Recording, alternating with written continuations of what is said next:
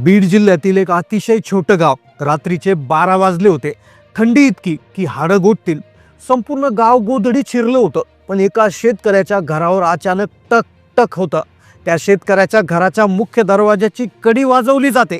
रात्री 12 वाजता इतक्या थंडीत कोणाला काय काम असेल असा विचार करत त्या शेतकऱ्याने दरवाजा उघडला आणि त्यानंतर जे झालं ते पाहून संपूर्ण महाराष्ट्र घाबरला. मित्रांनो, रात्रीच्या वेळी घरफोडी होणं, दरोडा पडणं या बातम्या आपण रोज वाचतो. पण या घटनेचं स्वरूप इतकं विचित्र होतं की खुद्द पोलीस खातंही चक्रावून गेलं. जेव्हा या प्रकरणाचा तपास स्थानिक पोलिसांकडून काढून CID कडे देण्यात आला तेव्हा एक असं सत्य बाहेर आलं ज्याने सर्वांचे डोळे पांढरे झाले. वरवर पाहता ही घटना एका साध्या चोरीसारखी वाटत होती, पण जेव्हा याचा खोलवर तपास CID पथकानं केला तेव्हा समजलं की याची खरी सुरुवात 2 महिन्यापूर्वी झाली होती. महाराष्ट्राच्या गुन्हेगारीच्या इतिहासात या घटनेची नोंद एका अतिशय भयानक प्रकरणासाठी होत आहे. मग नेमकं काय होती ती 2 महिन्यापूर्वीची घटना? त्या रात्री दाराची कडी वाजल्यानंतर असं काय विचित्र घडलं की ज्यामुळे याचा तपास डायरेक्ट CID कडे देण्यात आला? चला जाणून घेऊया या प्रकरणाचा संपूर्ण सविस्तर रिपोर्ट. स्थळ होतं बीड जिल्ह्यातील एक छोटंसं गाव. त्या गावाच्या एका कोपऱ्यात जिथे बापूराव नावाचा एक शेतकरी आपल्या कुटुंबासह राहत होता. कष्टानं त्याचं कांद्याचं पीक नेटकंच निघालं होतं. घरात प्रचंड आनंदाचं वातावरण, पण त्याच वेळी घराबाहेर काळ दबा धरून बसला होता. रात्रीचे 12 वाजून 15 मिनिटं झाले असतील. कडी वाजली. बापूराव अर्ध्या झोपेतच उठले. त्यांना वाटलं शेजारचा पाहुणा किंवा गावातला कोणीतरी असेल, पण त्यांनी दरवाजा उघडताच जो विचित्र प्रकार घडला त्याचा विचारही कोणी केला नसेल. गावाकडे घरांच्या चोऱ्या होणं, रात्री घरातल्या लोकांना मारहाण करून त्यांचं सोनं लुबाडणं हे प्रकरण आजकाल नवीन नाहीयेत. पण या प्रकरणात जे घडलं त्याचा तपास CID कडे देण्यात आला. खरं तर या घटनेची सुरुवात 2 महिन्यापूर्वी झाली होती. बापूरावांचं कांद्याचं पीक जेव्हा काढणीला आलं होतं तेव्हा त्यांच्या शेतात कांदे काढण्यासाठी त्यांनी 10 मजूर लावले होते. आता मजुरांचा आणि त्या रात्री घडलेल्या घटनेचा काय संबंध हेच CID अधिकाऱ्यांनी शोधून काढलं. साधारणपणे 2 महिन्यापूर्वी बापूरावांचं कांदे जवळपास काढायला आले होते. 10 मजूर त्यांनी लावले होते. शेजारच्या गावातूनच मजुरांशी बोलणी करून ते मजूर त्यांच्या घरी येत असायचे. पण एके दिवशी अचानक असं झालं की त्या 10 मजुरांपैकी एके दिवशी 6 मजूर तेच होते, पण 4 मजूर नवीन आले होते. आता शेजारच्याच गावातले मजूर असल्यामुळे बऱ्यापैकी मजूर त्यांच्या ओळखीचे होते, पण त्या 4 मजूर असे आले होते की जे ओळखीचेच नव्हते. पण अचानक बापूरावांच्या लक्षात देखील आलं होतं, पण कामाच्या गडबडीमध्ये ते विसरून गेले. ज्या दिवशी हे 4 मजूर आले होते अगदी त्यानंतरच 2 महिन्यानंतर हा सगळा भयंकर प्रकार घडला होता. दाराची कडी वाजली. कडी वाजल्यानंतर जे झालं त्याचा तपास CID पोलिसांनी केला.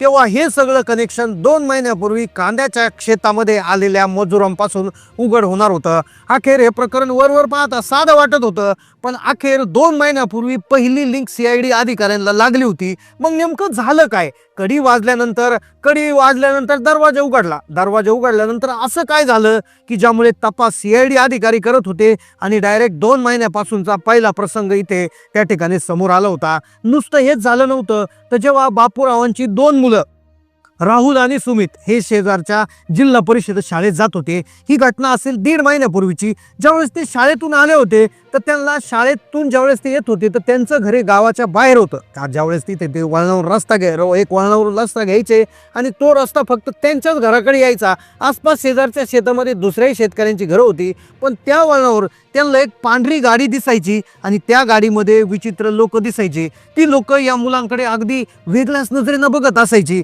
मग ज्यावेळेस मुलांनी वडिलांना सांगितलं होतं तेव्हा वडील देखील 2-3 दिवस त्यांना मोटारसायकलवर घ्यायला जायचे आणि सोडायला देखील जात असायचे. त्यावेळेस ते लोक दिसायचे नाही. तर हळूहळू अशा विचित्र हालचाली जाणवत होत्या. पण अखेर त्या दिवशी 2 महिन्यानंतर जेव्हा रात्री कडी वाजल्यानंतर जे घडणार होतं त्याची कल्पना 2 महिने आधी कोणालाच नव्हती. अखेर हे प्रकरण कुठल्या तरी साधं वाटत होतं, पण CID तपासामध्ये दुसरा प्रसंग याचा समोर आला होता. तिसरा प्रसंग याचा असा होता की जवळपास साधारणपणे हे प्रकरण घडण्याच्या महिनाभर आधी, प्रकरण ज्यावेळेस हे घडणार होतं त्याच्या महिनाभर आधी हा ज्या बापूरावांचं जे घर होतं तर त्या घराला लागून एक छोटासा रस्ता जात होता. आता तो रस्ता इतका छोटासा होता की त्यावरून एक बैलगाडी किंवा एक छोटीशी 4 चाकी गाडी जायची. पण तिथे अचानक एके दिवशी एक पांढरी मोठी कार आली जिच्या काचेंना काळ्या फिल्म्स लावलेल्या होत्या. त्या काचांच्या आतमध्ये काहीच दिसत नव्हतं. साधारण रात्रीचे 7-7:30 वाजले असतील. आता हे दरवाजाची कडी वाजल्यानंतर झालेली जी घटना आहे तर त्या घटना होण्याच्या महिनाभर आधीचा हा प्रसंग होता. पहिल्यांदा मजूर बदलले, दुसऱ्यांदा मुलांना विचित्र माणसं दिसले, तर तिसऱ्या वेळी जे घडलं ते अगदी घराच्या जवळ घडत होतं. पण म्हणतात ना, कोणत्याही वादळाची चाहूल अत्यंत शांत असते, पण लोकांना समजत नाही. आणि अगदी त्या दिवशी तसंच होतं. आता त्या गाडीतून 4-5 जण उतरले. त्यातील एक जण हा कदाचित त्यांचा लीडर असावा. तो सगळ्यात आधी पुढे आला. त्यांनी हातात सिगारेट ओढली.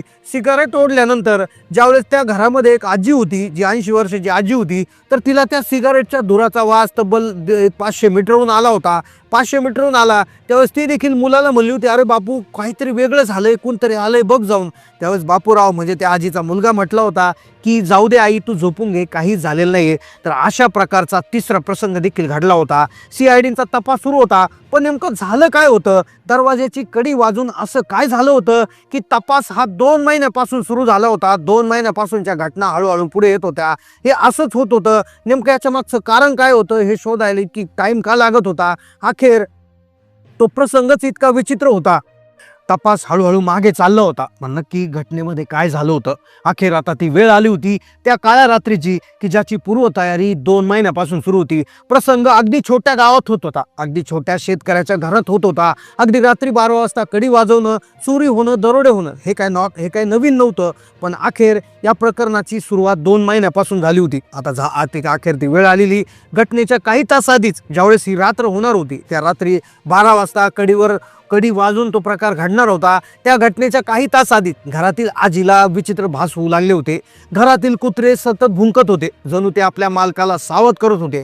आजी मध्यरात्री उठली. तिला घराबाहेर कोणाची तरी सावली दिसली. तिने खिडकीतून पाहण्याचा प्रयत्न केला, पण बाहेर फक्त स्मशान शांतता होती. आजीने देवाचा धावा केला, मुलाला उठवण्याचा प्रयत्न केला, पण मुलगा शांत झोपला होता. तिला वाटलं मनाचा भ्रम असेल, पण तो भ्रम नव्हता, तर ते त्या लोकांची एक प्रकारे चाहूल होती. आता ती लोक घराच्या बाहेर उभा राहून योग्य संधीची वाट पाहत होती. आणि अखेर ती वेळ आली. रात्री 12:15 झाले होते आणि अगदी त्याच वेळी घराची कडी वाजली. टक टक टक. अर्ध्या झोपेत असलेल्या घरातील बापूराव या शेतकऱ्याने दार उघडलं आणि समोर पाहिलं. तब्बल 8 ते 10 लोक हातामध्ये वेगवेगळ्या वस्तू, वेगवेगळे हत्यारं घेऊन उभे होते. कुणी आजीला ढकललं, कुणी महिलांच्या गळ्याला जबरदस्त दमदाटी त्यांनी सुरू केली. घरात आले. त्या लोकांनी घराचा मागचा नाही तर पुढचा दरवाजा त्यावेळेस निवडला होता. त्यांना दहशत निर्माण करायची होती. त्यांना सांगायचं होतं की आम्ही समोरून येऊ शकतो. ते हळूहळू पावलं टाकीत ओसरीवर आले. तिथल्या कुत्र्याने भुंकण्याचा प्रयत्न केला, पण एका जोरदार फटक्याने त्या निष्पाप प्राण्याला शांत करण्यात आलं. आता फक्त दरवाजा आणि त्यांच्या कुटुंबाचा तो मध्ये होता. अखेर दरवाजाची कडी उघडली. घरातील कर्ता पुरुष जो गाढ झोपेत होता तो दचकून जागा झाला. त्याला वाटलं शेजारी आले असतील. तो उठला. त्याने लाईट लावली नाही. तसाच अंधारात दरवाजापाशी गेला. त्याने विचारलं कोण आहे. बाहेरून उत्तर आलं नाही, फक्त कडी पुन्हा वाजली.